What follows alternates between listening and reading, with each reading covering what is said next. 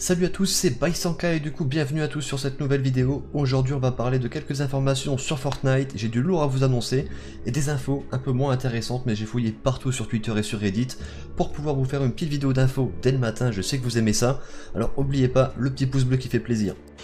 Donc c'est parti, comme je vous l'ai dit, on a des preuves que le monstre de Polar Peak va marcher sur Greasy Grove, donc Greasy Grove qui est congelé. Avant ça, petit rappel, on a vu hier ensemble, donc le lien de la vidéo sera dans la description si vous voulez plus d'infos. Le monstre de Polar Peak du coup s'est échappé de sa prison de glace, l'iceberg, il s'est déplacé sous le camp des Vikings, on a pu voir les empreintes que je vous remets à l'écran, et on pense qu'il a sauté dans l'eau, puisque le son de l'événement Catus, donc le numéro 2, qu'on a trouvé pareil depuis la mise à jour 9.20 dans les fichiers du jeu, on entend plein de bruits d'eau, comme si le monstre sautait dans l'eau, enfin c'est assez bizarre. N'hésitez pas à aller voir la vidéo que je vous mets dans la description pour entendre ce bruit, je vais pas vous le remettre dans la vidéo.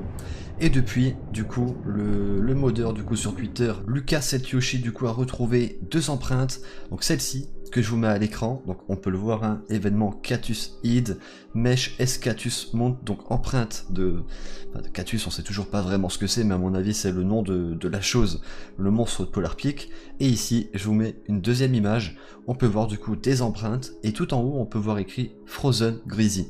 Donc du coup Greasy qui est glacé, on reconnaît aussi un peu les cailloux qui sont placés, par exemple le gros iceberg juste à côté de l'empreinte, normalement il y a un coffre qui est tout en haut à droite, pour ceux qui ont l'habitude de spawn un peu ou passer par là, vous voyez ce que je veux dire. On voit aussi le gros trou en plein milieu, regardez, de l'image, je vous fais un petit zoom, ça du coup c'est la supérette où on peut rentrer à l'intérieur, c'est le seul bâtiment où il y a un sous-sol et où on peut rentrer dans la glace, et du coup on voit aussi que l'empreinte, avec les trois doigts entre guillemets, c'est la même main, la même patte que le monstre au niveau de l'image qu'il y a sur les clés, les puces de décryptage. Donc je vous mets aussi l'image, on peut comparer rapidement, je vous mets une image à gauche, une image à droite, on voit bien que c'est la même patte, et du coup c'est ce monstre qu'on va devoir affronter, puisque le monstre sera un ennemi dans un mode temporaire normalement, sur le mode Battle Royale. Donc dites-moi un peu ce que vous pensez de tout ça, c'est une théorie avec des preuves à l'appui, honnêtement je pense que c'est ce qui va se passer. Ensuite, Lucas7Yoshi a essayé de faire une théorie avec plein d'éléments qu'il a trouvé dans les fichiers du jeu, donc je vous mets rapidement l'image à l'écran, je l'ai traduit, je vais vous expliquer tout ça. Donc le fichier numéro 1 a été ajouté cette mise à jour, la 9.20, et est lié à l'événement Catus. On peut voir clairement du coup deux gros trous, et c'est exactement la partie de l'iceberg qui nous manque maintenant. Donc le château, il explique du coup où sont les restes du château de glace. En bas il n'y a rien, il n'y a pas de débris, le château normalement a été détruit, et il n'y a aucune décombre en bas de l'iceberg.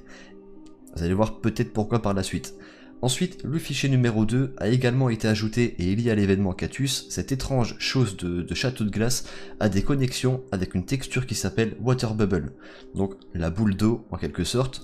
Ensuite, il explique que puisque du coup, il n'y a pas de débris en dessous de l'iceberg, et vu l'image, le fichier numéro 1 que je vous ai montré, il y a de fortes chances que la partie de glace et le château de Polar Peak du coup soient sur le dos de la créature. On a vu son œil, il était immense, imaginez la taille de son corps et la taille de sa tête, il y a moyen que la partie de l'iceberg et le château de Polar Peak du coup soient restés bloqués sur sa tête ou sur son dos. Imaginez, franchement ça serait énorme. Et pour aller avec cette théorie, il dit qu'il y a un fichier qui s'appelle Catus-Spot, mentionnant également donc un fichier Max Hilt, donc comme s'il avait de la vie, et un autre fichier du coup qui s'appelait du coup nombre d'étapes, et là il annonce par contre qu'il sait pas vraiment à quoi ça pourrait servir, mais que ça pourrait être intéressant. Il a trouvé d'autres preuves aussi entre la connexion entre le château de glace et l'événement Catus qui sera dans l'eau, donc il a trouvé deux fichiers, short distance et how height out of water, donc la distance entre le rivage et la hauteur hors de l'eau, ce qui confirme que quelque chose, très probablement du coup le château de glace, sera bientôt vu hors de l'eau, peut-être une prochaine étape avant l'événement final de la saison 9, mais franchement toute sa théorie est plutôt intéressante, et surtout le fait du coup des débris du château de Polar Peak qui n'ont pas été trouvés sur la map, du coup peut-être que le château n'est pas détruit et qu'il est toujours sur le monstre lui-même. Donnez-moi un peu vos avis sur cette théorie les potes dans les commentaires, c'est vachement tiré par les cheveux mais franchement tout colle, tout a l'air possible, et je trouve que c'est vachement bien pensé. Ensuite, je vais vous présenter donc les défis de la semaine 6, c'est ceux qui vont arriver jeudi. Je vous les présente, ils sont pas dans l'ordre, hein, je sais pas lesquels sont gratuits et lesquels sont ceux du Battle Pass, mais au moins vous les avez et vous savez à quoi vous attendre. Donc tout d'abord, atterrir à Lucky Landing, ensuite il faut atterrir à Loot Lake, à Shifty Shaft, à Frosty Flight et à Haunted Hills. Ensuite, il faut faire des dégâts à un véhicule conduit par un adversaire, donc 200 de dégâts. Fouiller un coffre dans une zone à butin élevé, il faut récupérer 3 coffres. Fouiller une boîte de munitions dans une zone à bulletin élevé, il faut récupérer 3 caisses de munitions. Et ensuite, du coup, il faut faire une élimination dans une zone à butin élevé. Faire des dégâts aux adversaires avec une SMG, 500 de dégâts là non plus, pas trop compliqué. Utiliser un inverseur de tempête dans différentes parties, faudra en utiliser 3. Utiliser différents véhicules en une seule partie, faudra utiliser 2 véhicules.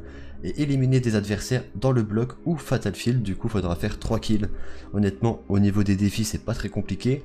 Les zones à butin élevé, si je dis pas de conneries, c'est les zones qui vont être affichées en jaune sur la map, là où il y a les drops avec les armes rares, légendaires et épiques. Donc franchement, du coup en plus il n'y aura pas de vidéo astuces, défis jeudi, il y aura juste normalement les vidéos des puces, mais du coup les défis sont assez faciles. Donc là ensuite, on se retrouve du coup sur l'accueil de Fortnite. Je sais pas si vous aimez bien regarder les games de qualif pour la World Cup, mais Epic Games a mis une petite nouveauté vraiment sympa. Quand on clique ici pour regarder donc les matchs de la World Cup, je pense pas que ça fonctionne quand Fortnite n'est pas en direct, vous cliquez ici et on a un petit jeu. Rappelez-vous, je vous avais présenté les items du coup de la pizza et des burgers. En fait c'est un petit mini-jeu, le temps de chargement. Donc là par exemple ça charge, faut essayer de niquer tous les petits burgers. Et à gauche, regardez, on a le match de la... Merde. Là on a le match de la World Cup, alors je vais essayer, je sais qu'il y a moyen de faire un... Allez vas-y putain. Bah, c'est trop chaud. Je sais qu'il y a moyen de faire un top 1, normalement on a un gros burger qui arrive. Attends, faut bien que je reparte. Bah, c'est impossible de repartir. Alors, attends, on va voir quand est-ce qu'il arrive le gros burger. Je pensais que je devais pas en laisser passer. Il y en a, ils ont fait... Ah, on voit les temps... Les mecs en temps réel. Ah là il y a le burger. Ok, il tire aussi des ananas là. On va essayer de mettre le paquet. Franchement je trouve ça stylé. Donc c'est sûr c'est pas à faire pendant les matchs, mais du coup entre 2 games tu peux t'amuser tranquillement comme ça pour passer le temps. Je sais pas s'il y a un niveau après ça. Honnêtement c'est la première fois que je vais aussi loin, je l'ai pas fait le truc là. Je vais juste voir un peu ce que ça donne et vous le partager. Voilà, victoire. Ah non, ensuite on enchaîne. Ah mais tu m'étonnes, t'en as à 92 000. Et moi je suis à 9003. Ah ouais, ça a abusé, le mec il a passé sa vie dessus. Ok, donc y a pas de fin en fait. Je pensais que quand tu tuais le gros burger il y avait une fin, mais non, t'as des mecs ils ont tartiné 92 000 points. Il y a moyen de les rattraper. Moi j'ai pas le temps. En tout cas je vous ai montré le petit mode de jeu les potes. Dites-moi ce que vous en pensez dans les commentaires, c'est vraiment pour attendre. Là si vous cliquez, ensuite vous avez le match du coup en grand écran. Imaginons la game se finit. Allez bim, tu continues ton jeu. Parce que je veux dire, franchement je trouve ça assez cool. Voilà, on arrive à la fin de la vidéo, j'espère vraiment qu'elle vous a plu. N'oubliez pas le petit pouce bleu qui fait plaisir, n'hésitez pas aussi à vous abonner. On vient de passer les potes les 1 500 000 abonnés, ça fait super plaisir. Un gros merci à vous, mais quand on regarde dans les stats, je sais que la moitié d'entre vous n'est pas abonné à la chaîne en regardant les vidéos. Je trouve ça plutôt dommage, vous loupez en plus plein de vidéos. N'hésitez pas à vous abonner, comme ça vous avez la cloche et vous avez les notifs de toutes les vidéos qui arriveront par la suite. Les puces de décryptage, les vidéos infos, les vidéos leaks, les prochains skins qui arriveront dans la boutique pour pas gaspiller les V-Bucks. Je trouve ça quand même plutôt intéressant, plutôt cool. Donc un grand merci à vous. Et petit rappel du coup pour toutes les personnes qui veulent suivre les vacances, donc j'étais en moto en vacances dans le sud. L'Instagram sera dans la description et pareil pour la chaîne IRL. Il y a plein de vidéos moto qui vont arriver. Toute la route qu'on a fait dans le sud, on a fait aussi du canyoning, tout ça. Tout sera présent sur la chaîne IRL. N'hésitez pas à venir vous abonner, ça fait super plaisir. On est beaucoup moins sur la chaîne IRL, mais le contenu est pas pareil. J'essaie de vraiment travailler les vidéos. J'espère que ça va vous plaire. Puis voilà, moi je vais vous laisser là-dessus. Je vous dis à tous bon game et ciao tout le monde.